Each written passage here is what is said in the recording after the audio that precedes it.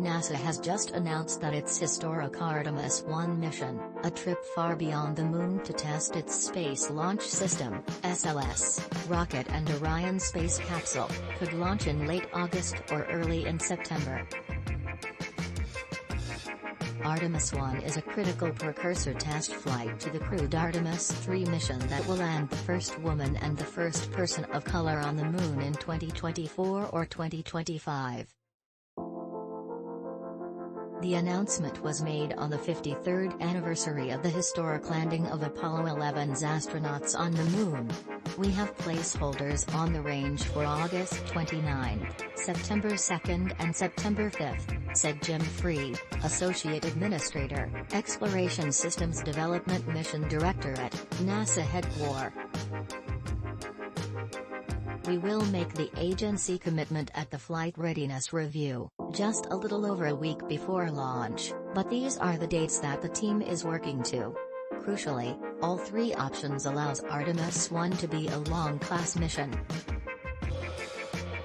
Here are the specifics of those three possible launch dates for SLS and Orion on the Artemis I mission delayed from 2021 and most recently planned for August. Artemis I is an uncrewed flight test mission during which NASA's Orion spacecraft, European Service Model (ESM), and NASA's as-yet-untested S.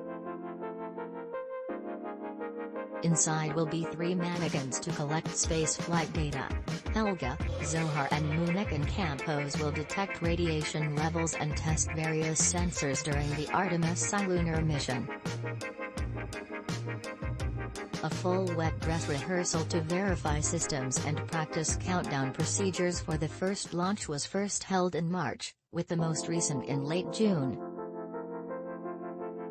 During that dry run, NASA's engineers got to T29 seconds and executed 150 from 120 commands. Since arriving at the vehicle assembly building back on July 2, our teams have been pressing ahead to prepare the SLS rocket and Orion spacecraft for the Artemis I launch, said Cliff Lanham, senior vehicle. That included repairing the source of a hydrogen leak that engineers identified during the last wet dress rehearsal. The exact launch date has to be carefully calculated and depends on where the Moon is, the eclipses it causes in space that the solar-powered Orion will have to fly through, and Tim. That's a 3-day period where, due to the Sun and Earth alignment while Orion is headed outbound on the trajectory, it will be unable to produce power because the spacecraft would be in the shadow of the Earth.